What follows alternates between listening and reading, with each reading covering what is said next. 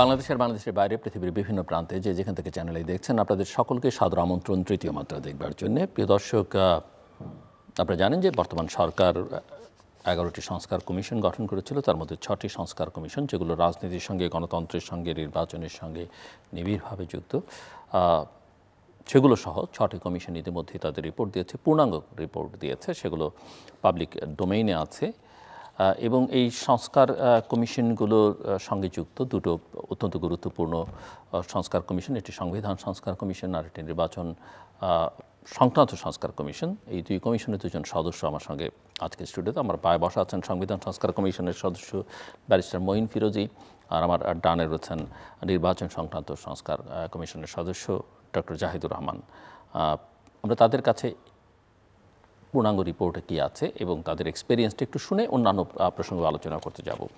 স্বাগত আপনাদের দুজনকে তৃতীয় মাত্রায়। ব্যারিস্টার মঈন ফিরোজী, আপনার কাছ থেকে একটু শুনতে চাই যে এই কমিশনে এক্সপেরিয়েন্স কেমন হলো এবং ফাইনালি রিপোর্ট আপনারা দিয়েছেন, রিপোর্ট দিয়ে কতটা সন্তুষ্ট এবং এই রিপোর্টে কতটা আপনারা আশাবাদী? আমরা জানি যে এখন ন্যাশনাল কনসেনসাস কমিশন কাজ করবে রাজনৈতিক দলগুলোর সঙ্গে, অন্যান্য স্টেক হোল্ডারদের সঙ্গে। এগুলোকে আপনারা নিজেরা নিজ নিজ কমিশন মানে আপনাদের মধ্যে রিপোর্টগুলো যাচাই বাছাই করে দেখেছেন কোথায় মিল আছে, কোথাও মিলছে, বা সেগুলো সংশোধন করেন। পূর্ণাঙ্গ রিপোর্টের পরে কী দাঁড়াচ্ছে আসলে? ধন্যবাদ আপনাকে। প্রথমে সংবিধান এত বড় একটা ব্যাপক বিষয়, এটা 2 থেকে আড়াই মাসের মধ্যে আমরা যে একটা পূর্ণাঙ্গ রিপোর্ট দিতে পারবো, এটা একটা আমাদের বড় ভালো লাগার জায়গা। আমরা এই রিপোর্ট তৈরি করার জন্যে সবচেয়ে বেশি যেটা আমাদের জন্য ভালো ইনসেন্টিভ হয়েছে সেটা হচ্ছে জনগণের ব্যাপক আশা এবং আকাঙ্ক্ষা যে একটা পরিবর্তন প্রয়োজন, এবং এই পরিবর্তনটা সামগ্রিক দেশ গঠনে, জাতি গঠনে এবং পুরো রাষ্ট্র কাঠামোর একটা পরিবর্তনের যে চাহিদা তৈরি হয়েছে, এই জনসমর্থনটা একদিন দুদিনে থেমে থাকেনি, এখনও ব্যাপকভাবে এই চাহিদাটা আছে। সেখান থেকে আমাদের ইন্সপায়ারেশনটা এসছে যে না, আমাদের আসলেই বিষয়টা একটা জায়গায় নিয়ে আসতে হবে। প্রথমত আমরা আমাদের কমিশনের 9 জন সদস্য ছিলাম।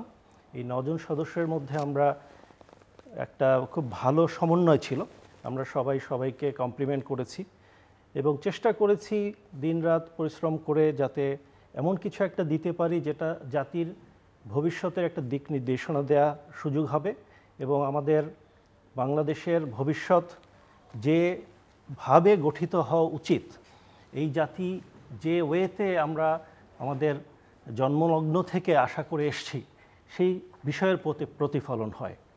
সংবিধানের 72 সালে যে সংবিধানটা রচিত হয়েছিল, সেখানে যে বিষয়গুলো আমি মনে করি ডেলিবারেটলি সমস্যাগুলো রেখে গিয়েছিল, সেই জায়গাগুলো অ্যাড্রেস করা আমাদের খুব জরুরি ছিল। আমরা আমাদের রিপোর্টের 3টা ভাগে ভাগ করেছি। প্রথমে আমরা সব সমস্যাগুলো কি ছিল সংবিধানের সেটা চিহ্নিত করে আমরা অ্যানালাইসিস করেছি বিদ্যমান সংবিধানকে। তারপরে সেখানে সমস্যাগুলো চিহ্নিত করার পরে এর সমাধান কি হতে পারে, এই সমাধানগুলো নিয়ে আমরা কাজ করেছি এবং সেই বিষয়ে আমরা রেকমেন্ডেশন করেছি। আর রেকমেন্ডেশনসগুলো করার পরে আরেকটা অধ্যায়ে আমরা এর জাস্টিফিকেশনসগুলো বা এক্সপ্লানেশনগুলো দিয়েছি এবং আমাদের রিপোর্টটা 5টা ভলিউমে আছে। প্রথম ভলিউমটা আমাদের রেকমেন্ডেশন, জাস্টিফিকেশন, অ্যানালাইসিস। এর পরের ভলিউমগুলো হচ্ছে আমরা বিভিন্ন অংশীজনের সাথে আমাদের যে কনভারসেশন, প্লাস আমরা মাঠ পর্যায়ে একটা জরিপ করেছি, সেই জরিপের ফলাফল, জরিপের পূর্ণাঙ্গ রিপোর্ট। এটা একটা সরকারি সংস্থা বিবিএসের মাধ্যমে করা হয়েছিল। আরেকটা অংশ যে আমাদের সাথে বিভিন্ন রাজনৈতিক দলের কাছে আমরা লিখিতভাবে তাদের সংবিধানের কি তারা দেখতে চান, কীভাবে ভবিষ্যতের সংবিধান, তার একটা লিখিত তাদের রেকমেন্ডেশন চেয়েছিলাম। প্রায় আপনি শুনে অবাক হবেন, প্রায় 33টি রাজনৈতিক দল আমাদেরকে লিখিত দিয়েছেন পূর্ণাঙ্গভাবে এবং ওই বিষয়টা একদম যেভাবে দিয়েছেন আমরা কোনো কাটছাট না করে আমাদের রিপোর্টে রেখেছি। একইভাবে আমরা প্রায় ওয়েবসাইটের মাধ্যমে 50,000 বিভিন্ন সাধারণ মানুষ থেকে তাদের অপিনিয়ন পেয়েছি, সেগুলো আমরা চেষ্টা করেছি একটা সামারি ফর্মে দিতে, যেহেতু 50,000 ভলিউম অনেক বড় হয়ে যায়। প্লাস যারা আমাদের সাথে পার্সোনালি যাদের সাথে আমরা বসেছি সমস্ত অংশীজন, বিভিন্ন গোষ্ঠী এবং শ্রেণী পেশার মানুষ সবার সাথে বসে তাদের বক্তব্য নিয়েছি এবং প্রত্যেকটা ট্রান্সক্রিপ্ট করেছি।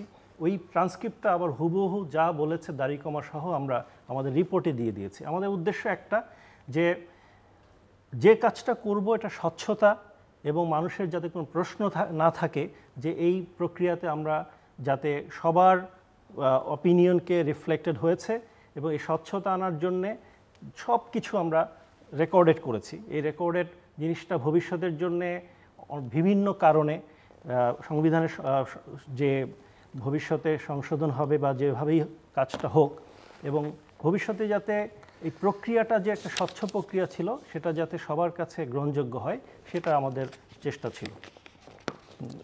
ডক্টর জাহিদুর রহমান, আপনাদেরটা একটু শুনি। ধন্যবাদ। মঈন ভাই যা যা বলেছেন, আমাদের কার্যপদ্ধতি মোটামুটি খুব একই রকমই।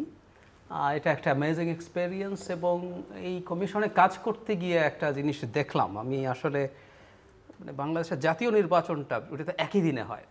এটা কত বড় একটা কর্মযজ্ঞ আসলে, এতদিন আমরা বাইরে থেকে এটা ঠিকঠাক বুঝিনি।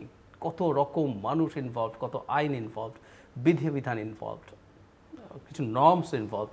So it's huge. এবং আমরা একই যে 3 মাস প্রথম যে সময় দেওয়া হলো, খুবই কঠিন সময়, খুবই অল্প সময়, কারণ আপনাকে অনেকগুলো আইন আপনাকে পড়তে হবে, সেগুলোর কী কী প্রবলেমস আছে আইডেন্টিফাই করতে হবে। কিছু তো আমাদের এক ধরনের জানা ছিল, কিন্তু এর বাইরেও আমরা যখন খুঁটিয়ে এই আইন এবং বিধিমালা পড়তে গেছি, আমরা আরও ব্রেইনস্টর্মিং হয়েছে এবং আমরা আরও অনেক প্রবলেমস পেয়েছি। সেটার ভিত্তিতে আমরা একটা প্রাথমিক প্রস্তাবনা তৈরি করেছি যে এটা এরকম হতে পারে, এই চেঞ্জ। এবং নট অনলি দ্যাট, আমাদের নির্বাচন ব্যবস্থার ক্ষেত্রে সংবিধান সংশোধনেরও বেশ কিছু জায়গায় প্রয়োজন আছে বলে আমরা মনে করি। সেই জন্য মঈন ভাইদের কমিশনের সাথে আমরা বসেছিও, আমরা কী কী চাই, কী কী দরকার। এই প্রাথমিক প্রস্তাবনার পর রাইটলি, যেমন আমি যদি এভাবে বলি যে আমাদের যিনি চেয়ারপারসন আছেন মিস্টার বদিউল আলম মজুমদার, উনি বহু বছর নির্বাচন নিয়ে কাজ করেন, ওনার বেশ খুঁটিনাটি নলেজই আছে, কিন্তু তারপরও এখানে আদার পিপল, কিন্তু আমরা দিনের শেষে এটা চাইনি যে একটা ইনক্লুসিভ রিপোর্ট, একটা ইনক্লুসিভ সুপারিশ আমরা যখন করতে যাব, বিভিন্ন শ্রেণী পেশার মানুষ, এবং শুধু ঢাকায় না, আমরা ঢাকার বাইরে বিভাগীয় শহরগুলোতেও গেছি, সেখানে বসেছি, বিভিন্ন স্টেক হোল্ডার যারা নির্বাচন করেন, যারা নির্বাচন পরিচালনা করেন, এবং অপিনিয়ন। এবং আমি সত্যিকার অর্থেই এটা মুগ্ধ, অনলাইনে যেসব 70-80 হাজারের মতো মন্তব্য আমরা ফেসবুকের কমেন্ট অথবা ইমেইলে পেয়েছি, এবং দায়সারা কমেন্ট না, মানে মানুষ সিরিয়াসলি এনগেজড হয়েছেন এবং অসাধারণ সব মন্তব্য, মানে এগুলো সব আমাদের রিপোর্টে এগুলো ইনক্লুডেড আছে। যে ভবিষ্যতে দর্শকদের, মানে যারা পাঠক, তাদের যে অপিনিয়ন আছে সাধারণ নাগরিকদের, সেটা আবার আমরা কম্পাইল করে দিয়েছি, কারণ এতগুলো তো দেওয়া সম্ভব না, কিন্তু আছে। এবং মানুষ অনেকে অবাক হবেন যে তারা রাইটলি নির্বাচন ব্যবস্থার প্রবলেম বোঝেন, সেগুলো আইডেন্টিফাই করেছেন, সেগুলো সাজেশন দিতে পেরেছেন। So unbelievable. আমি অনেক ক্ষেত্রে আমরা অনেক স্টেক হোল্ডারের সাথে যখন কথা বলতে গেছি, তার তুলনায় আমার কাছে মনে হয়েছে কখনো কখনো ইভেন বেটার মন্তব্য আমরা এসব জায়গায় পেয়েছি। রাজনৈতিক দলগুলো তাদের কথা বলেছেন। তো সবগুলো করে একটা জিনিস আমার কাছে মনে হলো, আমি মঈন ভাইয়ের বক্তব্য থেকে একটা শব্দ পিক করি, দিক নির্দেশনা। মানে এটা আসলে ফ্র্যাঙ্কলি স্পিকিং একটা দিক নির্দেশনাই হচ্ছে। আমরা যদি একদম বাস্তবতার জমিনে দাঁড়িয়ে কথা বলি, খুব বেশি পরিবর্তন, খুব বেশি সংস্কার এবার হতে যাচ্ছে না। আমি পরিস্থিতি যা দেখছি, কারণ আমার পলিটিক্যাল অ্যানালিসিস হতে যাচ্ছে না, মানে হচ্ছে যে এই সরকারের সময়, এই সরকারের বা পরেও, আমি যেমন ধরি আমাদের মঈন ভাইদেরটা তো পুরো এই প্রসেস নিয়ে নানান আলোচনা, ডিবেট চলছে যে কিভাবে সংবিধান আমরা এখন চেঞ্জ করব। এটার সাথে তো একদম একটা পার্লামেন্টের সম্পর্ক আছে, সেটা গণপরিষদ হবে না রেগুলার পার্লামেন্ট হবে, এটা কি রিরাইট বলবো না অ্যামেন্ডমেন্ট বলবো, লটস অফ থিংস। কিন্তু আমাদেরও কনস্টিটিউশনের পার্টটা বাদ, ইভেন যে আইনের যে অংশটা, টেকনিক্যালি এটা এই মুহূর্তেই করে ফেলা যায়, কারণ আপনি পার্লামেন্টে আপনি অর্ডিন্যান্স দিয়ে এটা করতে পারেন, এটা খুব কঠিন কাজ না। কিন্তু এটাও অনেক কমই হবে, কারণ হচ্ছে কনসেনসাস যতটুকুতে হবে। Not only consensus, there are lots of powerful groups. আমি স্পষ্টভাবে যদি বলি, ধরুন সরকার ডিসাইড করলো, আমরা যেটা সাজেস্ট করেছি, রিটার্নিং অফিসাররা যতটা সম্ভব নির্বাচন কমিশনের কর্মকর্তারা হবেন, যতটা সম্ভব, এবং যদি ওর মধ্যে ফাইনালি না পাওয়া যায় এবং আমাদের রিটার্নিং অফিসার বেশি লাগবে, আমরা কিন্তু জেলা ওয়াইজ একজন, এগুলো কিন্তু উদ্ভট কথা। আমাদের এক জেলায় একটা সিট আছে সেখানে একজন রিটার্নিং অফিসার, এক জেলায় 14টা সিট আছে সেখানে একজন রিটার্নিং অফিসার, এটা হতে পারে না তো আসলে। সো আমরা 3:1 এরকম একটা সাজেস্ট করছি, এক্সিস্টিং মানে 100 জন রিটার্নিং অফিসার লাগবে। সো ধরলাম 70 জন নির্বাচন কমিশন থেকে দেওয়া গেল, বাকি 30 জন প্রশাসনই হতে হবে, নট নেসেসারিলি এর মধ্যে যে কোনো ক্যাডার আসতে পারে। তো আপনি যখন এটা করতে যাবেন এর মধ্যে একটা খুব পাওয়ারফুল একটা শ্রেণী ইনভলভড আছে, সুতরাং সরকার কতদূর পেরে উঠবে আমরা তাদের রিসেন্ট কর্মকাণ্ড দেখে কিন্তু বুঝতে পারছি।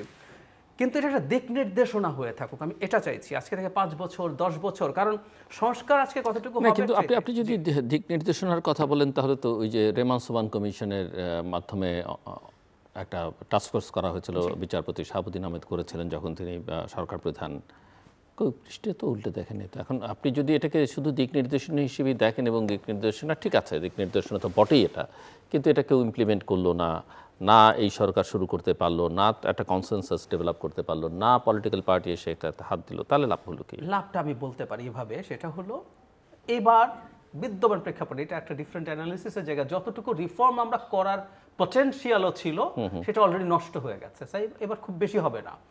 কিন্তু 2-3টে ব্যাপার আছে, খেয়াল করবেন, আমি জানি না ওই সময় ইন্টারনেটেরও এত ছিল না, ওই কমিশন রিপোর্টগুলো কতটুকু পাবলিক হয়েছে। 15 জানুয়ারি আমরা যখন সারসংক্ষেপ দিলাম সেটা মিডিয়ায় চলে আসলো, অনলাইনে এটা পাবলিশড হলো, প্রচুর কথাবার্তা হলো, মানুষ এনগেজড হচ্ছে, টক শো হলো।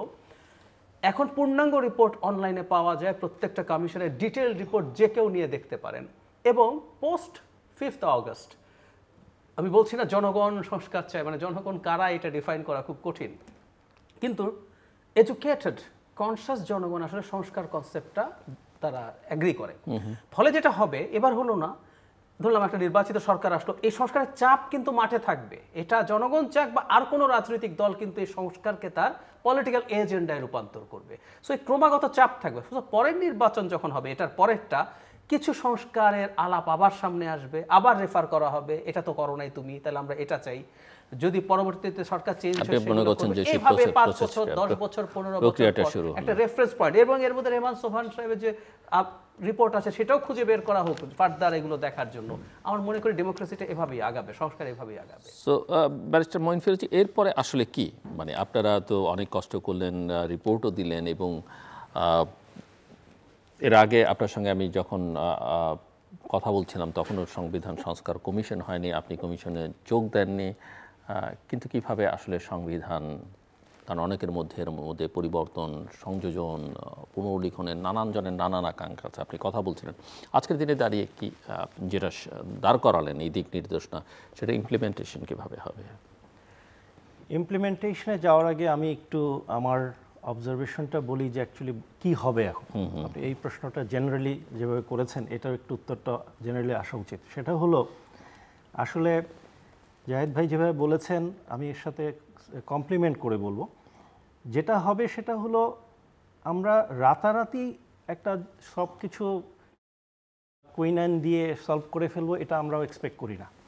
আমরাও খুবই প্র্যাকটিক্যাল, আমরাও মনে করি যে এই কিছু বিষয় আছে হয়তো সহসা হাত দেওয়ার সুযোগ আছে, কিন্তু সংবিধানের বিষয়ে সেই সুযোগটাও নেই। সংবিধানের ক্ষেত্রে যে প্রক্রিয়াটা, সেই প্রক্রিয়াটা স্বাভাবিক নিয়মে হওয়ার স্কোপ নেই, ওটার একটা স্পেশাল ওয়ে আছে। যেটা হবে সেটা হচ্ছে আমাদের এই রিপোর্টটা আমরা যখন তৈরি করছি আমরা ভেবেছি যে একটা আদর্শ জায়গা কোথায় যাওয়া উচিত, সেখানে আমরা এমন কিছু আশা করেছি যেগুলো হয়তো বাস্তবতা ভবিষ্যতে কতটুকু আসবে সেটা প্রশ্নের বিষয় আছে, যে তারপরেও আমরা কম্প্রিহেন্সিভ ওয়েতে দেখেছি বিষয়টা। কিছু কিছু জায়গা আছে পরিবর্তন হতেই হবে। আমরা যদি বলি ফ্যাসিজম আমরা চাই না, আমরা যদি বলি হাসিনার রেজিমকে আর ফেরত চাই না, তাহলে যে ভিত্তির উপরে বেস করে হাসিনা রেজিম তৈরি হয়েছে বা তার এই অবস্থানটাকে ধরে রাখতে পেরেছে সেটা তো সংবিধানের মধ্য থেকে এসছে। এটা নিয়ে তো আমরা ব্যাপক আলোচনা বিভিন্ন ফোরামে করেছি। সেই জায়গায় যদি আমরা আসলেই কাজ না করতে পারি তাহলে এই পরিবর্তন, এই রক্ত, এত শহীদের আত্মত্যাগ কোনো মানে থাকবে না। এই জন্যে আমার যেটা ব্যক্তিগত মতামত, এটা হয়তো আপনি ইন্টারিম গভর্নমেন্টের সময় কিছু নাও পেতে পারেন, কারণ ইন্টারিম গভর্নমেন্টের সময় যদি সলিউশন চান তাহলে গণপরিষদ ছাড়া কোনো বিকল্প নেই। তাহলে যে পলিটিক্যাল পার্টি আসবে তাকে এটা ওন করানো, এই জিনিসটাই হচ্ছে সবচেয়ে বড় আসল জায়গা। আমার ব্যক্তিগত মতামত হচ্ছে যে রাজনৈতিক দলগুলো যেভাবে আমাদের সাথে এঙ্গেজ হয়েছে, এতে মনে হয়নি যে তারা পরিবর্তনটা নিজেরা ওন করেন না। কোন এক্সটেন্টে করবে, কতটুকু করবে, কোন পরিধিতে করবে, সেটা হয়তো একটা বিবেচনার বিষয়, কিন্তু ওনারাও পরিবর্তন চান, এ নিয়ে আমার কোনো সন্দেহ নেই। এখন এই মুহূর্তে যেটা ইমপ্লিমেন্টেশনের জায়গা বললেন, ওই জায়গাটা হচ্ছে ক্যাচটা হচ্ছে কে করবে কাজটা। আমরা চাই এখনই পরিবর্তন হয়ে যাক, একটা সাধারণ মানুষের আকাঙ্ক্ষা, কিন্তু এর সাথে অনেকগুলো ইকুয়েশন কাজ করে। ইলেকশনের ইস্যু, তারপরে পপুলারিটির ইস্যু, এখন ইলেকশন হয়ে গেলে পপুলারিটি টেস্টিং একটা বিষয় চলে আসে। রাজনৈতিক দল অনেক সময় অনেক রিস্ক নিতে চাইবেন না। আবার এই বিষয়টা যখন রাজনৈতিক দলের হাতে আমরা ভবিষ্যতের জন্য চাইব, সেখানে আবার 2/3 মেজরিটির একটা ইস্যু থাকবে, তাদের সদিচ্ছার বিষয় থাকবে। সো মনে হচ্ছে যে অনেক কঠিন বিষয়টা। আমার কাছে যেটা মনে হয়, রাজনৈতিক দলকেই দায়িত্বটা নিতে হবে, এবং রাজনৈতিক দল দায়িত্বটা নেবে তাদের নিজেদের প্রয়োজনে, কারণ তাদেরও একটা অস্তিত্বের সংকট হবে। কারণ আইদার তাকে ফ্যাসিস্ট হয়ে যেতে হবে নিজেকে, অথবা চিরতরে ফ্যাসিজম নির্মূল করতে হবে যাতে ভবিষ্যতে কেউ এই সুযোগটা আর নিতে না পারে। তো পরিবর্তন তাকে করতেই হবে। এখন আমি স্বীকার করি যে গণপরিষদ মেবি একটা অপশন না। সেক্ষেত্রে যেই দল আসবে সেই দলের সাথে কনসেনসাস কমিশনের, যেটা আমার কাছে ব্যক্তিগতভাবে মনে হয়েছে, যে ওনারা যতটা না বেশি সংস্কারের বিষয়ে পলিটিক্যাল পার্টির সাথে এঙ্গেজড হবেন, তার চেয়ে বেশি হচ্ছে ওনাদের থেকে একটা কমিটমেন্ট, ফার্ম কমিটমেন্ট লিখিত আকারে একটা চার্টারের মাধ্যমে নেয়ার ব্যাপারে সাজেস্ট করছেন। এটা যদি হয়, ভবিষ্যতে একটা বড় প্রেশার কাজ করবে, এবং ইমপ্লিমেন্টেশনের ক্ষেত্রে আমার মনে হয় এটা রাজনৈতিক দলেরও সদিচ্ছা থাকবে। না, কিন্তু অতীতে তো রেকর্ড আছে। 90s আপনার 3 জোটের রূপরেখা তারা সবাই স্বাক্ষর করেছিলেন এবং পরে সেই ইমপ্লিমেন্টেশনের দিকে যাননি। যাই হোক, হয়তো সময় বদলেছে, তারা এই কাজটা করতে পারেন। এমনিতে আপনাদের রিপোর্টের মধ্যে রাজনৈতিক দলগুলো থেকে যে সুপারিশ এসছে, আপনারা কি মনে করেন যে তাদের সঙ্গে আপনাদের দূরত্বের জায়গা কতখানি, বা কতটা কাছাকাছি আপনারা?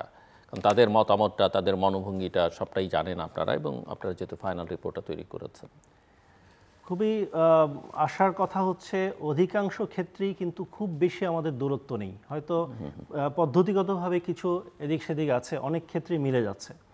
কারো কারো হয়তো খুব ড্রাস্টিক কিছু অপিনিয়ন আছে, কেউ একদম এমন কিছু চেয়েছে যেটা আসলে আমাদের ডেমোক্রেসিকে সাপোর্ট করে না। বাট মেজরিটি যারা শীর্ষ পর্যায়ের যে রাজনৈতিক দলগুলো আছে, তারা কিন্তু যেভাবে রেকমেন্ডেশনসগুলো দিয়েছেন আমাদের মূল রেকমেন্ডেশনের সাথে অনেকটাই অ্যালাইন্ড।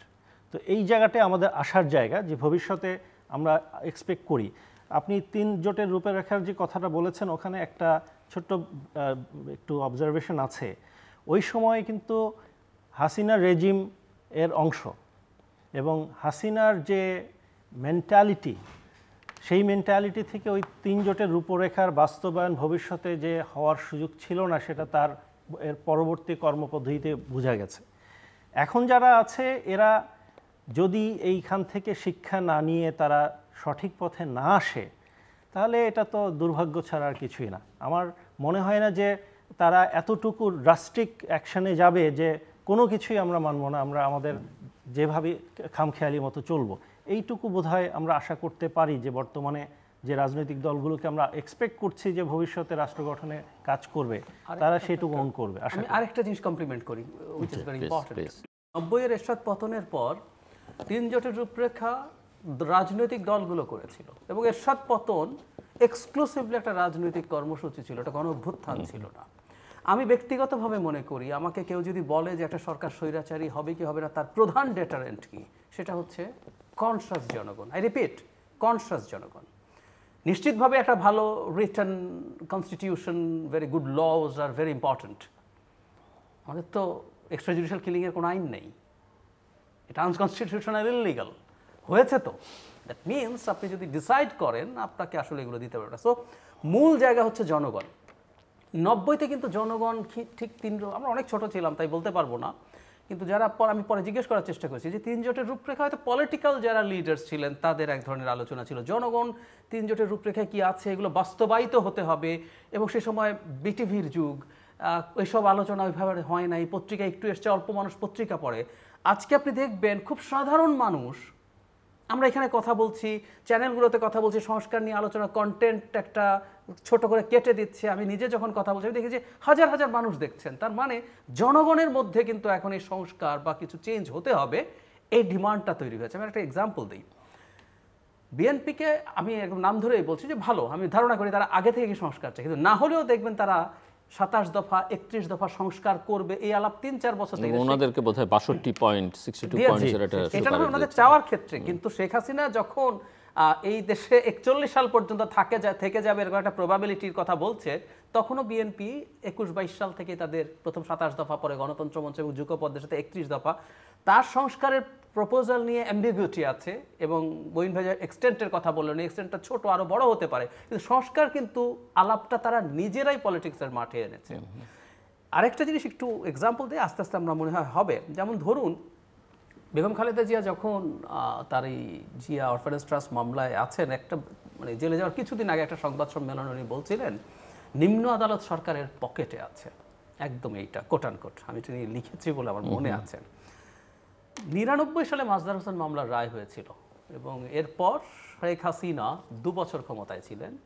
এরপর কিন্তু বিএনপি, বেগম খালেদা জিয়া 5 বছর ক্ষমতায় ছিলেন, কেউ এই জুডিশিয়াল সেপারেশনের জন্য কাজ করে নাই।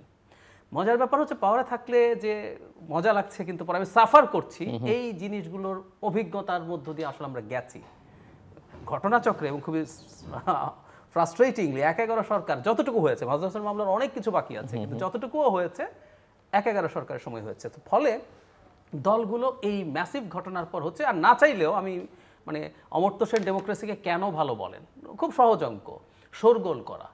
উনি দুর্ভিক্ষ নিয়ে বলছেন যে কোথাও দুর্ভিক্ষ হলো, ডেমোক্রেসি যদি থাকে এবং ফ্রি প্রেস যদি থাকে, ওই খবর পাবলিশড হবে, সরকার না চাইলেও তাকে ওখানে যেতে হবে, কারণ তাকে আগামী ভোটে জিততে হবে। It's as simple as this.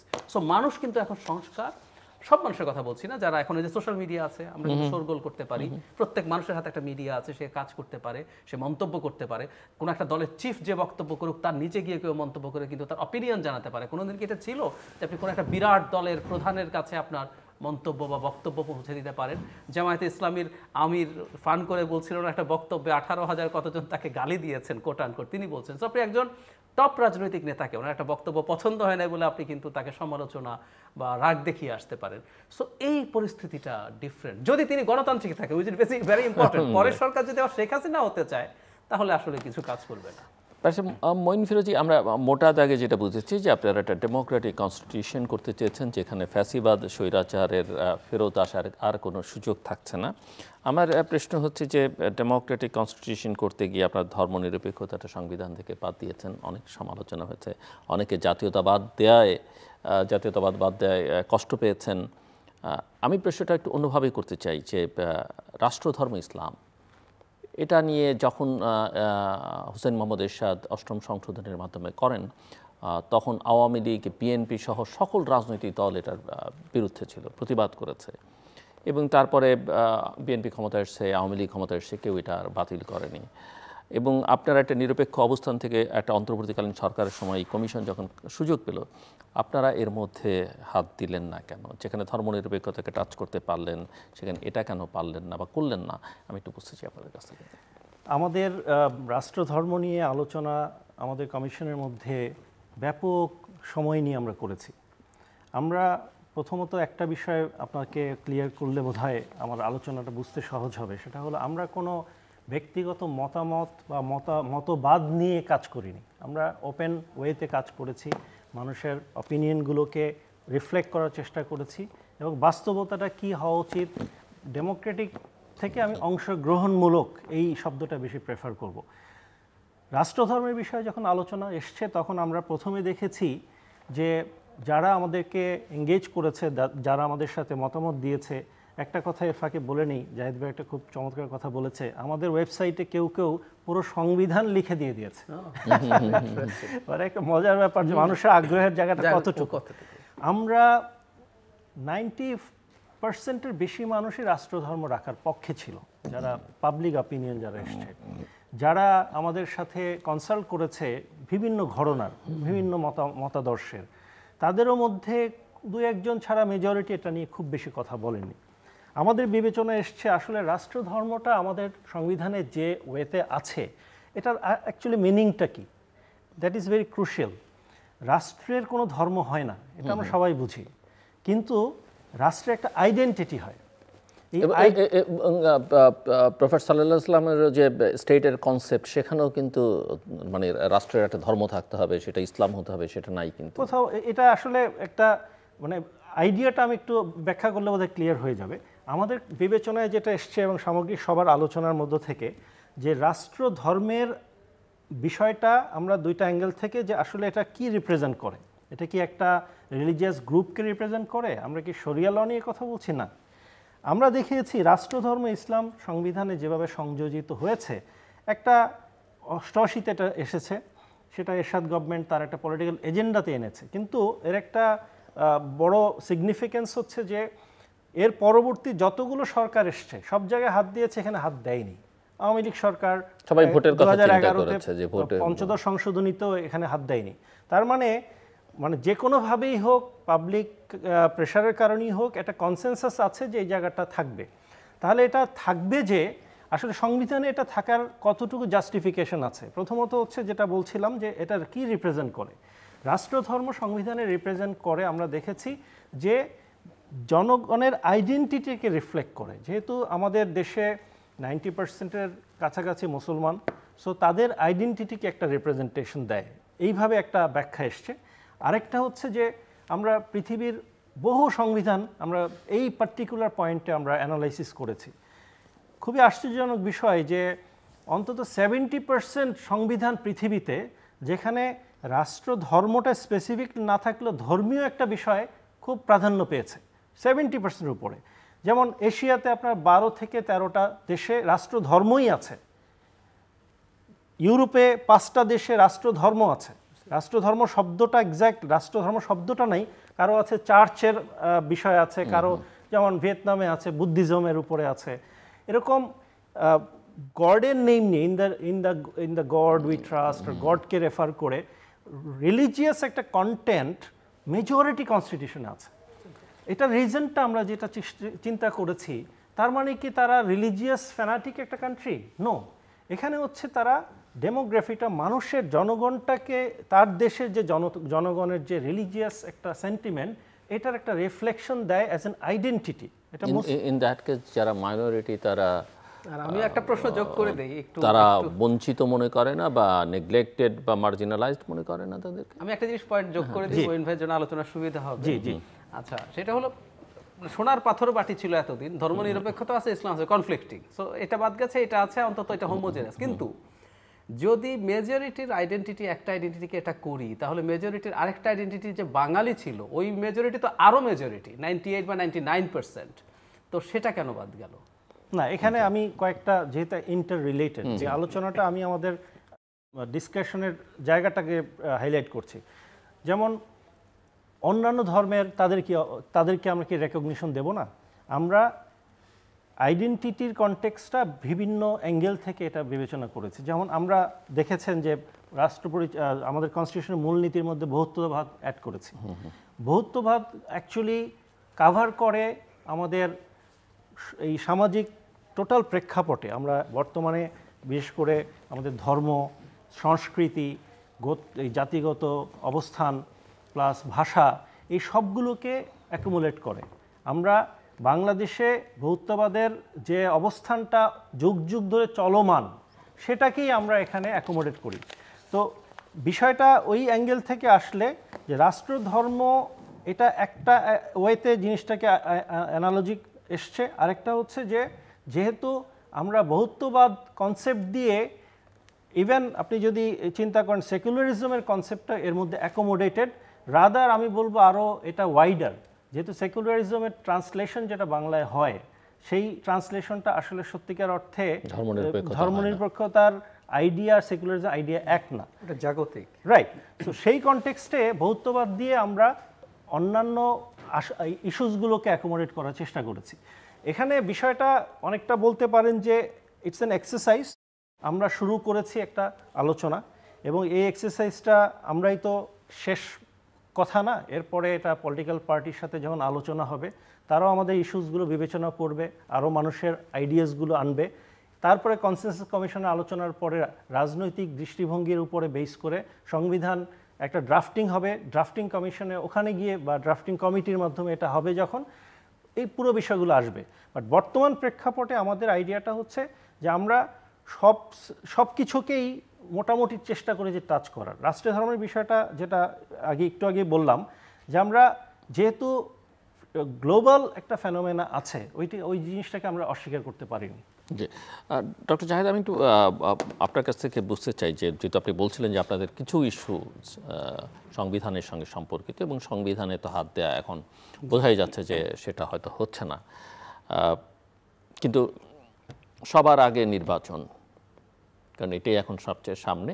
তো সেই ক্ষেত্রে আসলে যেই সুপারিশগুলো করেছেন তার ভিত্তিতে আপনি কতটা আশাবাদী যে কোন কোন সংস্কারগুলো হবে, কিভাবে হবে, সংবিধানের সঙ্গে সংশ্লিষ্ট বিষয়গুলো সুরাহা কী হবে, যদি সেগুলো সুরাহা না হয় তাহলে কি ভালো নির্বাচন থেকে আমরা বঞ্চিত হব কিনা, সেটা একটু বুঝতে চাই। একেবারেই না। আমি নির্বাচন কমিশন এবার যখন গঠিত হলো তখন আমাকে অনেকে প্রশ্ন করেছিলেন নির্বাচন কমিশনের সামনে নির্বাচন নিয়ে কী চ্যালেঞ্জ দেখেন। আমার উত্তর ছিল আমি কোনো চ্যালেঞ্জ দেখি না, তাদের এই নির্বাচনে কোনো সমস্যা মোটা দাগে হবে না। কেন আমি আসছি, যেমন ধরুন আমরা তত্ত্বাবধায়ক সরকারের অধীনে 96, 2001, 2008-এর নির্বাচনের প্রশ্ন আছে, 1996, 2001-এর কথাও যদি বলি, ইভেন 8-এ প্রচুর সংস্কার তারপরেও হয়েছে। আরপিওর একটা মেজর সংস্কার হয়েছে কিন্তু 8 সালের, মানে তত্ত্বাবধায়ক সরকারের সময় 1-11-র।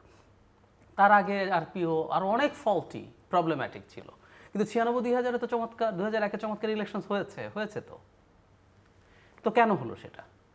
কারণ ওই সময় তত্ত্বাবধায়ক সরকারটা চেয়েছিল একটা খুব ভালো নির্বাচন হোক, তো সদিচ্ছাটাই প্রধান। এটার প্রমাণ এটা দিলাম, মানে 2008-এর আরপিওর চাইতে আগে ওই দুটো আরপিও মানে কম শক্তিশালী ছিল, দুর্বল ছিল, ফ্লজ ছিল। তো এই হচ্ছে ব্যাপার। এখন আমরা আসলে যেটা চাই, সংবিধান সংস্কার যেগুলো বলছি সেগুলো না হলেও আমরা যেগুলো বলছি এগুলো করলে ভালো হবে, নির্বাচন বেটার হবে বলে মনে করি।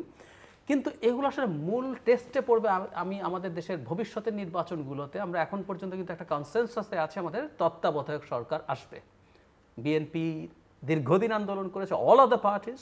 ইভেন ধরুন এই নির্বাচনের পরের নির্বাচন আমরা তাত্ত্বিকভাবে ধরলাম, বিএনপি ক্ষমতায় আসলো, তাত্ত্বিকভাবে ধরছে আওয়ামী লীগ সেই নির্বাচনে পার্টিসিপেট করছে। তো ওকে যদি জিজ্ঞেস করেন তুমি কি বিএনপির অধীনে নির্বাচন করবা না তত্ত্বাবধায়কের অধীনে নির্বাচন করবা, যে শেখ হাসিনা আমাদেরকে তত্ত্বাবধায়ক কত খারাপ, কেন খারাপ সকাল বিকাল পড়াতেন, কোর্টের রায়, হাইকোর্ট শুনতে হবে, আমাদেরকে হাইকোর্ট দেখাতেন, উনি সবার আগে বলবেন তত্ত্বাবধায়ক। তো তত্ত্বাবধায়কের কনসেনসাস আমাদের আছে। নির্বাচন কমিশনের প্রধান চ্যালেঞ্জ হবে, যে কারণে আমি মনে করি আইন এবং সবকিছু সংস্কার এবং তাকে এম্পাওয়ার করা লাগবে, সেটা হচ্ছে স্থানীয় নির্বাচন।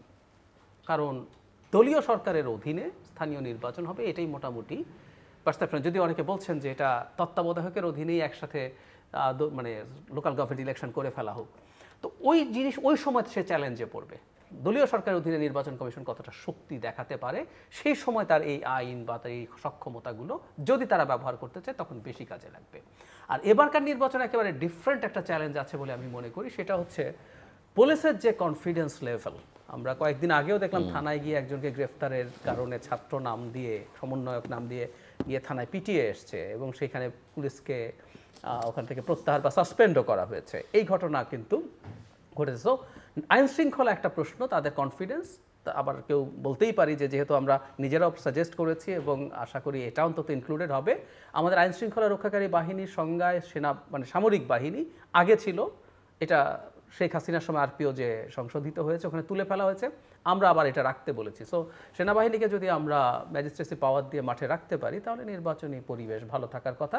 এবং সরকার যদি চায়, অ্যান্ড আই বিলিভ ডক্টর ইউনূসের সরকার নির্বাচনটা ঠিকঠাক মতো করতে চাইবে, সো আমি মেজর সংকট দেখি না।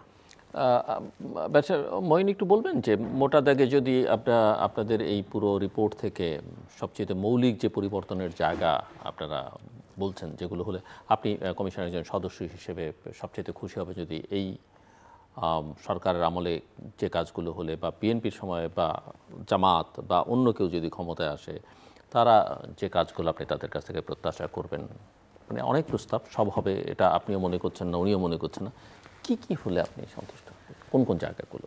প্রথমত ইনস্টিটিউশনাল চেঞ্জেস, এখানে দুটো ভাইটাল জায়গা। একটা হচ্ছে ব্যালেন্স অফ পাওয়ার, যেটা সরকারের মধ্যে বিশেষ করে প্রধানমন্ত্রী এবং রাষ্ট্রপতির মধ্যে যে পাওয়ার ব্যালেন্সটা, আমরা একটা নতুন আইডিয়া সাজেস্ট করেছি, সেটা হচ্ছে কনস্টিটিউশনাল কাউন্সিল।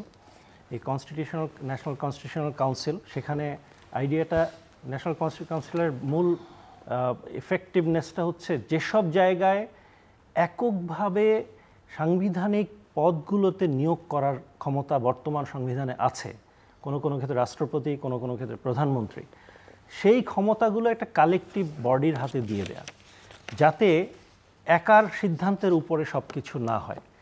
এই ব্যালেন্সটা প্রাইম মিনিস্টার তার পাওয়ারটা এবং রাষ্ট্রপতির পাওয়ারটার মধ্যে একটা ভারসাম্য থাকবে।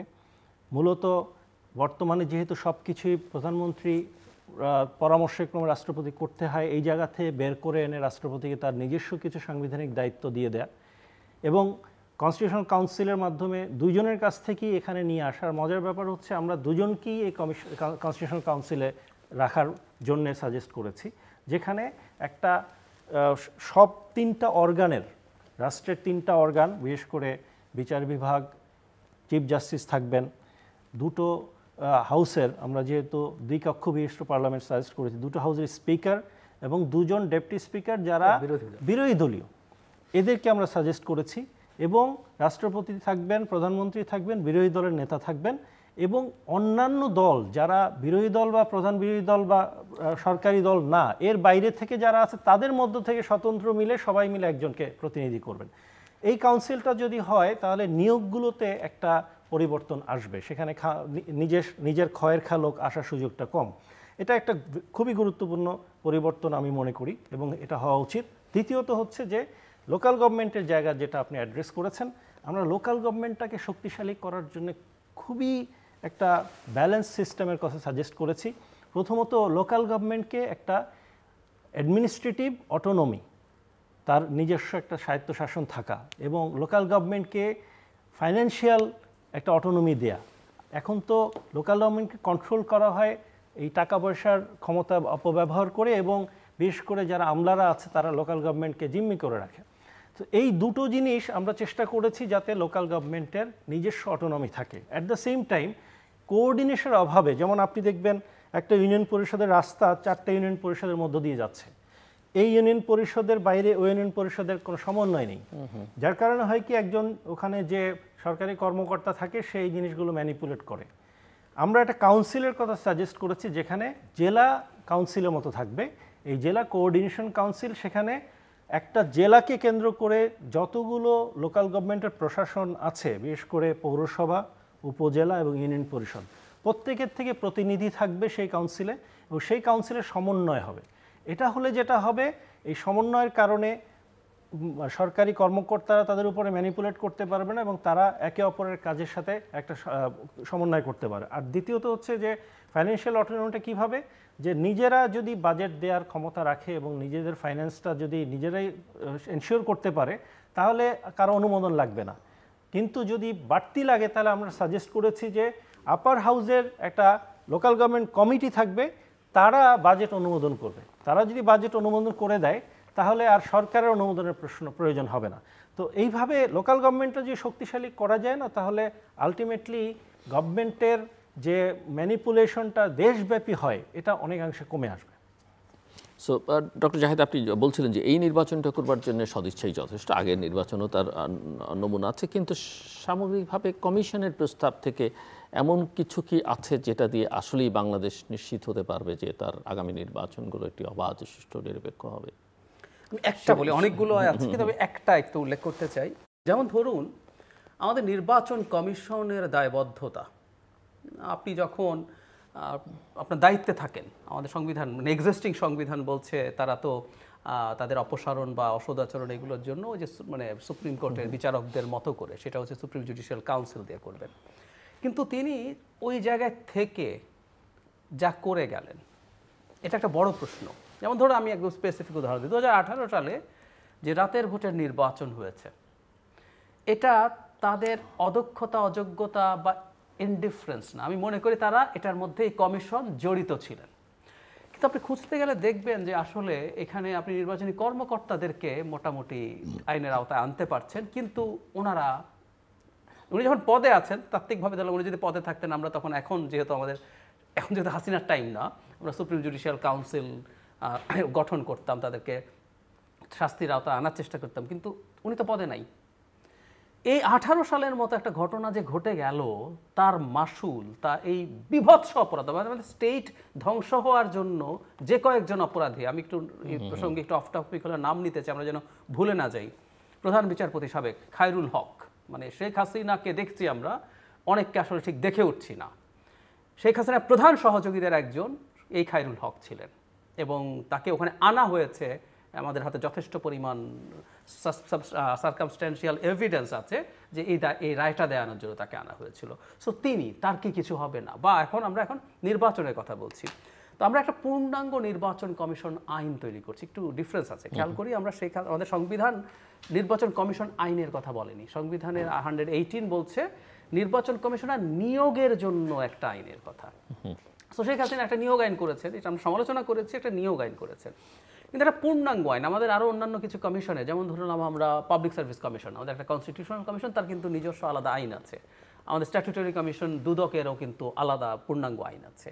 সেই আদলে আমরা একটা আইন, সেখানে তার নিয়োগ, তার কার্যপরিধি, তার আচরণবিধি, তার তার নিয়ম ভঙ্গ বা তার অপরাধ, এগুলো কিভাবে ডিল করা হবে, তার পদে থাকার বাইরে, এরকম একটা কিছু প্রস্তাব করছি। আর সাথে সাথে একটু যোগ করি, একটা গণতান্ত্রিক কান্ট্রি মানে তো চেকস অ্যান্ড ব্যালেন্স, মানে একটা কমিশনও তো অসীম পাওয়ারফুল হতে পারে না। এখানে একটু যোগই করে ফেলি, কারণ এই আলোচনাটা পাবলিক করেছেন আমাদের প্রধান নির্বাচন কমিশনার। মানে তাদের ওভারসি করার জন্য আমরা একটা পার্লামেন্টারি কমিটি সাজেস্ট করেছি।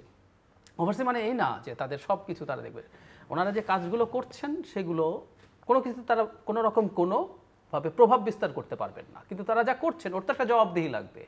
ওই জবাবদিহিতা নিশ্চিতের জন্য আমরা এরকম একটা কমিটি করেছি, কারণ আমাদের এটাও লাগবে ভবিষ্যতে, এবং সেটাও একটা অল পার্টি পার্লামেন্টারি কমিটি, এগুলো আছে। আরও দু একটা যদি একটু বলি, আমরা একদম মানে আমাদের এই কনস্টিটিউশনাল কমিশনগুলোতে সরকারের কোনো এমপ্লয়ি থাকা আমরা একেবারেই সঠিক বলে মনে করি না। আমি ধরুন দুদক খুব বড় কাজ করবে সে, মানে আমাদের সরকারি কর্মকর্তাদের দুর্নীতি নিয়ে, তাই তো, কিন্তু ওখানে একজন সচিব বসে আছেন যিনি সরকারের মানুষ, তো আপনি আসলে কীভাবে করবেন? এবং নানান অজুহাতে, শুধু সচিব না, অ্যাডিশনাল সেক্রেটারি, জয়েন্ট সেক্রেটারি সব ওখানে। আমাদের প্রস্তাব হচ্ছে একটা আলাদা সার্ভিস হবে, ইলেকশন কমিশনের যে একটা আলাদা সার্ভিস, রিক্রুটেড হবে, তারাই থাকবেন, তারাই ওটার সচিব হবেন সচিব পর্যন্ত। এখন সম্ভবত ওখানে যারা নিযুক্ত হন, একটা নন ক্যাডার সার্ভিস আছে, তারা সর্বোচ্চ কেউ দু একজন অ্যাডিশনাল সেক্রেটারি হতে পেরেছেন, কিন্তু ততটুকুও পারেন না। তার মানে মূলত এটা আসলে সরকারের হাতে। সো আপনি সরকারকে কমিশনে রেখে খুব ভালো কিছু হবে না। সো একটা আলাদা সার্ভিস, আমি অন্য কমিশনে কি হবে জানি না, কারণ আমরা আমাদের এই এক্সপিরিয়েন্সে দেখেছি নির্বাচনটা ঠিক না রাখা গেলে একটা স্টেটের সব কিছু ভেঙে পড়ে। সো একটা আলাদা সার্ভিস হতেই হবে, আমরা এটা আজ হোক কাল হোক আমরা এটা খুব সিরিয়াসলি চাই। সো আমরা তো সংস্কার নিয়ে, ইলেকশন নিয়ে অনেক আলোচনা করলাম। দেশ আসলে কিভাবে চলছে, কোথায় কোন পথে হাঁটছে বলে মনে হচ্ছে ব্যারিস্টার মঈন ফিরোজী? দেশ আসলে, এটা আমি নিতান্তই ব্যক্তিগত জায়গা থেকে বলবো, আমরা হয়তো একটা খারাপ সময়ের মধ্যে দিয়ে যাচ্ছি। এমন একটা অবস্থানে সেখানে অনেকের মধ্যেই, আমি খুব মানে একদম নিতান্তই সাধারণ মানুষের পালসটা যতটুকু বুঝি, খুব অনিশ্চয়তার মধ্যে মানুষ আছে। কেন যেন মনে হচ্ছে যে কেউ হাল ধরার নেই, কে যে কি করছে, কে তার কোন দায়িত্ব পালন করছে, এটা বাস্তবিকভাবে কিছুই বোঝা যাচ্ছে না। মনে হচ্ছে যে এটা একটা আল্লাহ চালাচ্ছে দেশটাকে এইভাবে। একটা সরকার আছে, সেই সরকারকে নিয়োগ করেছে জনতা। এমন একটা সরকার যার ম্যান্ডেট যে কোনো রাজনৈতিক ইলেকশনের মাধ্যমে যে ম্যান্ডেটটা হয় তার চেয়ে অনেক বেশি। আমি মনে করি এটা একটা 100% মাইনাস ফ্যাসিস্ট সাপোর্টার্স, 100% মানুষের সাপোর্ট নিয়ে এই সরকারটা আসছে। কিন্তু আমার মনে হয় অনভিজ্ঞতার জায়গা এবং নিজেদেরকে পরিবর্তন করতে না পারা, এই সরকারের সবচেয়ে বড় সমস্যা হচ্ছে যে লোকগুলো আসলে কাজের সাথে খুব বেশি কন্ট্রিবিউট করতে পারছে না, তার অনেক কারণ হতে পারে, বয়সের কারণ হতে পারে, অনভিজ্ঞতার কারণ হতে পারে। একটা সরকার পরিবর্তন হতে হয় তার অবস্থানের আলোকে। আমি একটা লোককে নিয়োগ করেছি বলে তাকে আমার এই পুরো টেনিউর ধরেই রাখতে হবে, এই প্রয়োজনীয়তা কেন আমি বুঝতে পারছি না। শেখ হাসিনা তো অনেকে করেছেন, বছরের পর বছর অফিস যায়নি, মন্ত্রী রেখে দিয়েছেন। এটা কারণ আছে, আমি বলবো। এই জায়গাটা আমার কাছে সবচেয়ে অবাক লাগে যে আপনারা এমন একটা কাজে এসছেন যে কাজে আপনারা অন্যদেরকে কাজ আদায় করে নেওয়ার চেষ্টা করছেন। আপনি রাজনৈতিক দল থেকে সংস্কারের কাজ আদায় করে নেওয়ার চেষ্টা করছেন। আপনি যদি নিজের মধ্যে সংস্কার করতে না পারেন, আজকে আপনি আপনার কোনো একটা মন্ত্রণালয় চালাতে পারছেন না এবং আপনি গো ধরে বসে আছেন, না ওনাকে তো নিয়েছি, এখন কি করে ওনাকে না বলি। এটা সরকার, এটা তো আমার ঘরের কাজের লোক বা আমার মানুষ, নিজের আত্মীয় স্বজন না। আমার এখানে কঠোর হওয়ার যখন প্রয়োজন কঠোর হতে হবে, রাইট টাইমে রাইট সিদ্ধান্ত নিতে হবে। সামনে একটা ইলেকশন আসছে, এই যে মানুষের মধ্যে অনিশ্চয়তা, এই অনিশ্চয়তা কিন্তু সংক্রামক ব্যাধির মতো। ইলেকশনের সময় বিশেষ করে প্রশাসনের উপরে কন্ট্রোলটা যেভাবে কমে গেছে, এই জিনিসটা যদি এখন শক্ত হাতে না ধরা হয়, ইলেকশনের সময় যে ঘটনা ঘটতে পারে সেটা মঙ্গলজনক না হতে পারে জাতির জন্য। কারণ ইলেকশন তো এই প্রশাসন দিয়ে করবেন, ইলেকশন তো এই পুলিশ বাহিনী দিয়ে করবেন।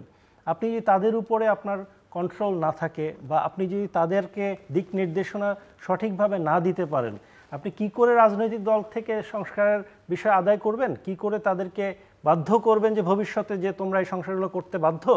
কি করে আপনি তাদেরকে একটা সঠিক নির্বাচন দিবেন? কারণ সঠিক নির্বাচনটা এখন প্রধান দাবি হয়ে দাঁড়িয়েছে। সংস্কারের বিষয়টা এখন কিছুটা ব্যাকট্র্যাকে চলে গেছে। আমি যদি দুটোকেও একসাথে নিয়ে আসি, সংস্কার এবং নির্বাচন দুটোকেও, এই দুটোকে বাস্তবায়ন করার জন্যে যে শক্তি, মানসিক শক্তি এবং নিজের অবস্থানের শক্তি দরকার, এই সরকারের সেই বিষয়টা আমার কাছে স্পষ্ট না।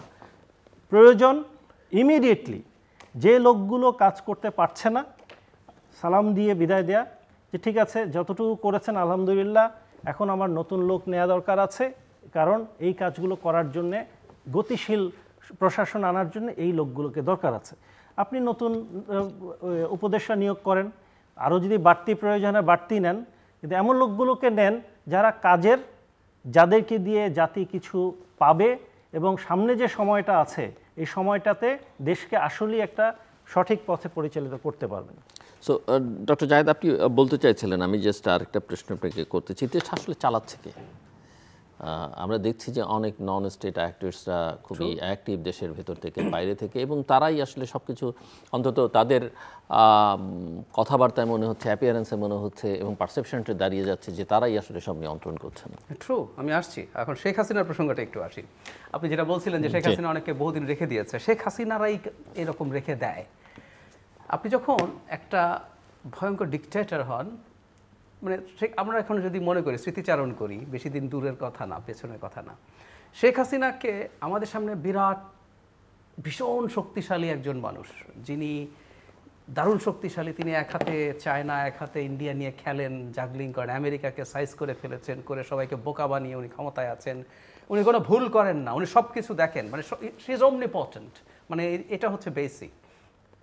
সো শেখ হাসিনার সিদ্ধান্তগুলো ভুল হয় না। উনি মন্ত্রী নেবেন কিন্তু ওনাকে সরাবেন না, আমার কোনো ভুল নাই, মানে ওনার পারসেপশন হচ্ছে ওনার কোনো ভুল নাই। এখনও দেখেন না উনি বলেন আমার অপরাধটা কি, মানে উনি যখন বক্তৃতা করছেন অনেকে বলেন উনি ক্ষমা চাইছেন না কেন, উনি ক্ষমা চাইবেন কিভাবে, উনি এখনও বলছেন আমার অপরাধটা কি। তার মানেটা হচ্ছে ওনারা ভুল স্বীকার করবেন না। কিন্তু এই সরকার তো ম্যান্ডেট, মানে ইলেকট্রাল না, সিরিয়াস ম্যান্ডেট আছে, it's very much Democratic government. আমরা অনেক ক্ষেত্রে দুর্দান্ত সব দেখছি, এখানে ওনাদের চেঞ্জ করা দরকার। ওনাদের মনে রাখা দরকার 18 কোটি মানুষকে খুবই ভয়ঙ্কর একটা সময়ের মধ্যে দিয়ে তারা নেভিগেট করছেন, এবং আপনার পরের প্রশ্নের সাথে জড়িত, আমি আসবো এই জায়গায়। এখানে তো রিস্ক নেওয়া যাবে না। কিন্তু এই প্রধান উপদেষ্টাকে আমরা একজন খুবই বিখ্যাত সম্পাদকের সাথে ইন্টারভিউতে দেখলাম, উনি বলছেন ভুল নিয়ে যখন আলোচনা হচ্ছে যে আমি ওদেরকে ভুল নিয়ে কি বলবো, আমি তো ভুল করি, কাজ করতেছি, যেটা লেগে যায় ভালো, না লাগলে আমাদের কপাল খারাপ। Exactly after this two words. এটা হতে পারে না। আমরা চাই না, আমরা এই সরকারের সাথে আছি, কিন্তু এইসব কথা কিন্তু খুবই অ্যালার্মিং। এবার আপনি যেটা বলছেন কে চালাচ্ছে, আমরা ইন্ডিয়ান মিডিয়ার কথা যদি বলি, আমি ইন্ডিয়ান মিডিয়া প্রচুর দেখি, কারণ ওরা আমাদেরকে নিয়ে কী ন্যারেটিভ করতে চেয়েছে। আমি এই 32 নম্বর এবং অন্যান্য ভাঙচুরের পরও দেখলাম ইন্ডিয়ার সমালোচনা আছে, কিন্তু ওখানে আমি একজন আলোচকের একটা ঘটনা আমার কাছে মনে পড়লো, খুব ইন্টারেস্টিং। কোনো একটা কোনো একটা ডিপ্লোম্যাট, বাংলাদেশে ছিলেন না কিন্তু ওদের ডিপ্লোম্যাট হিসাবে কাজ করেছিলেন, তাকে জিজ্ঞেস করা হয়েছিল বাংলাদেশের সাথে সম্পর্ক মানে নিয়ে আপনার উন্নতির জন্য কি করছেন, আপনি যেটা বলছেন তার সাথে মিলবে, আমরা ইন্ডিয়া বলে যেন খারিজ না করে দিই। উনি বলছেন, আচ্ছা আমরা কার সাথে নেগোশিয়েট করব, আমরা কার সাথে নেগোশিয়েট করব, that's the government, you know, doctor ইউনূসের কথা বললেন, we know there are student coordinators, তারা ভীষণ পাওয়ারফুল, এখন আমরা ইউনূসের সাথে করলেই কি হবে নাকি ওদের সাথেও করতে হবে। এবং তারা আরেকটা জিনিস যোগ করেছে, সেটা আমি আর বলি, ইনফ্যাক্ট তারা করছে, তারা আবার জামায়াত ইসলামীকে এখানে একটা মানে বিরাট ইসলামিজমের মাথা চাড়া দিয়েছে, যেখানে ইসলামিস্টরা আছে, জামায়াত ইসলামী আছে, নাকি তার সাথে নেগোশিয়েট করব, নাকি 3 জনের সাথে নেগোশিয়েট করব, এভাবে বলছে কথাগুলো। সো এই মুহূর্তের এটাই আসলে প্রধান চ্যালেঞ্জ।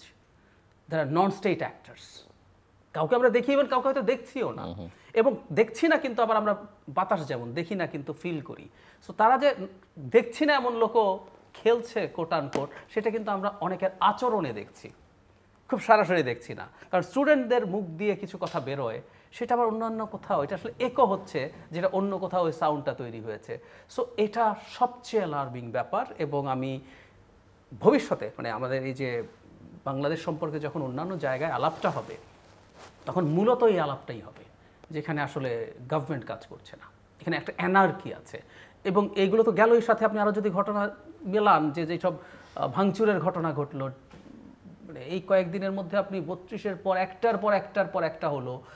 আপনি গাজীপুরের মতো জায়গায় এখনও স্টুডেন্ট কোঅর্ডিনেটররা মানে আমি তার বক্তব্য যদি সঠিক হয়, উনি বলছে ওরা ভাঙতে যায়নি, তারা শুনেছে ওখানে ডাকাতি হচ্ছে, তারা ওখানে গেছে ওটা ঠেকানোর জন্য। সো 6 মাস পরও বাংলাদেশের ডাকাতি স্টুডেন্টদেরকে ঠেকাতে হয়, এগুলো প্রত্যেকটা কিন্তু অ্যানার্কির সাইন।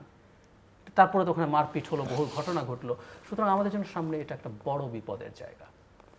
কিছু যোগ করবেন? জি, 30 সেকেন্ডস। এই কথার সাথেই মিলিয়ে, আপনি যখন দায়িত্ব নিয়েছেন, আপনি সম্মানিত মানুষ, আমরা সম্মান করি, কিন্তু মানুষ কিন্তু সহজেই ভুলে যায়।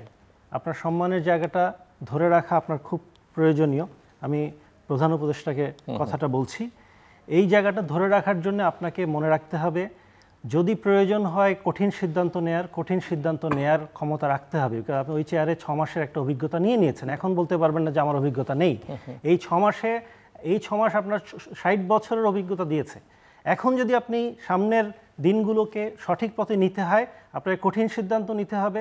রাইট লোকগুলো রাইট জায়গায় বসান, যে লোকগুলো ক্ষতি করছে, আপনি অলরেডি আপনার যথেষ্ট গোয়েন্দা তথ্য থাকবে, এই লোকগুলোকে সরান এবং দেশকে একটা সঠিক পথে নিয়ে যান। আপনি বলতে পারবেন না যে কপাল খারাপ, কারণ কপাল খারাপ আপনার হবে না, 18 কোটি মানুষের কপাল খারাপ হবে। এটা কিন্তু এই জাতির জন্য মঙ্গলজনক হবে না। দর্শক, অনুষ্ঠানের শেষ প্রান্তে আমরা সামাজিক যোগাযোগ মাধ্যম ফেসবুক, এক্স এবং ইউটিউবে তৃতীয় মাত্রা লাইভ স্ট্রিম হচ্ছে, আপনারা দেখতে পারেন। টেলিভিশন পর্দায় দেখতে না পারলে যে কোনো সময় যে কোনো স্থান থেকে ইউটিউবে তৃতীয় মাত্রা চ্যানেলটি সাবস্ক্রাইব করেই পুরনো পর্বগুলো আপনারা দেখতে পারেন।